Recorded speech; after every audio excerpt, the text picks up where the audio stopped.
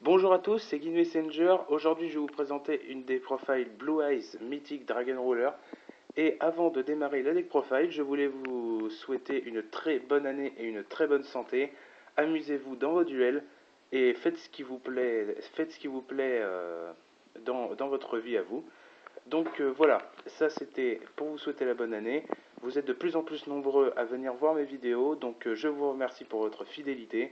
De plus en plus de j'aime et de plus en plus d'abonnés, donc très content, merci à vous, parce que c'est grâce à vous que ma chaîne évolue, donc sans vous je ne serais certainement pas là. Donc avant de vous montrer la deck profile, je voulais vous expliquer pourquoi je fais l'autre version du deck Dragon Ruler, tout simplement parce que beaucoup me l'ont demandé, beaucoup m'ont dit c'est bien, t'as fait la deck Plant Ruler, mais apparemment la plus populaire c'est celle avec les Blue Eyes, donc je me suis mis à la Blue Eyes, et je vous présente la deck profile tout de suite. Donc, les 4 Dragon Ruler, un de chaque. Maintenant, de toute façon, c'est un staple. On est obligé de les jouer. Donc, les mythiques, ça change pas. 2 sentinelles de la cloche de feu. Encore une carte obligatoire, étant donné que c'est un synthoniseur de niveau 1 et qu'il est feu. Ensuite, 3 Blue Eyes Dragon et les 3 pierres blanches légendaires qui vont avec. Donc, je joue 3-3. Vous allez voir dans les magies pourquoi. Et ensuite, 2 Curry Bandits. Donc tout simplement parce que ça peut vraiment accélérer le deck. Et que généralement, autour d'eux, on peut gagner. Donc, 3 Sanctuaires du Dragon. Ou Dragon Shrine. 3 Typhons d'Espace Mystique.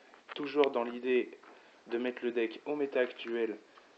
Étant donné qu'on est à un nouveau format, c'est pas forcément facile. Mais voilà. 3 transactions, ce qui explique les 5 monstres de niveau 8. 2 cartes de l'harmonie, toujours dans l'idée de faire piocher un maximum. Ensuite, pour les cartes à 1, sous charge.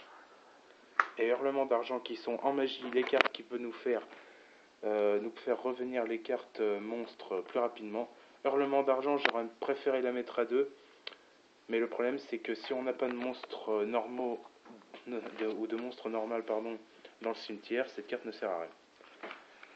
Ensuite, sacrifice inutile, sarcophage doré et vol à l'arraché qui fait plaisir à beaucoup de monde sur ce nouveau format et qui va sûrement dégoûter beaucoup d'autres. Tout simplement parce que c'est des cartes à 1, mais des cartes à 1 qui sont très utiles et très efficaces. Ensuite, en piège, maintenant on peut largement rentrer l'absorption de compétences, il n'y a pas de souci, le format est avec nous pour ça. 2, un souffle d'aile du phénix, un avertissement divin, un dispositif et un appel de l'étranté qui peut vraiment redevenir fort dans le format actuel. Je pense que beaucoup vont comprendre. Ensuite, pour l'extra deck, donc la base X6 va pas trop changer. Chevalier divin Grand Dragon d'Or et Dragon hiératique du Seigneur Soleil d'Héliopolis. Donc les deux meilleurs X6 de rang 8 évidemment. Ensuite, numéro 74, Maître des Lames. Pourquoi? Parce que tout simplement Léo est très fort dans le format Léo, le garde de l'arbre sacré. Et numéro 74 est un peu Léo en X6, donc j'aime beaucoup cette carte. Dracosac de Big Eye. Tout simplement parce que je pense que Big Eye va vraiment être une carte très puissante dans le format. Et enfin, Dragon Gaïa, parce que des fois ça joue à pas grand chose, donc on perce défense. Et on gagne le duel comme ça. Ensuite, Mangeur d'étoiles, Dragon Argent aux yeux azur. Les deux synchro au-delà du niveau 8. Les deux sont facilement sortables dans le deck, donc faut pas hésiter à les jouer. Dragon poussière d'étoiles, Dragon de ferraille, épéiste cramoisie et Ange de Zera. Ange de Zera, j'ai décidé de le remettre tout simplement parce qu'il est niveau 8 déjà. Ensuite, son effet peut être vraiment très intéressant. Et étant donné que Karma Cut est revient beaucoup dans les decks, je me suis dit que si elle est bannie un moment, elle reviendra. Et même si ça peut éventuellement nous embêter un tour, ça embêtera beaucoup plus l'adversaire après.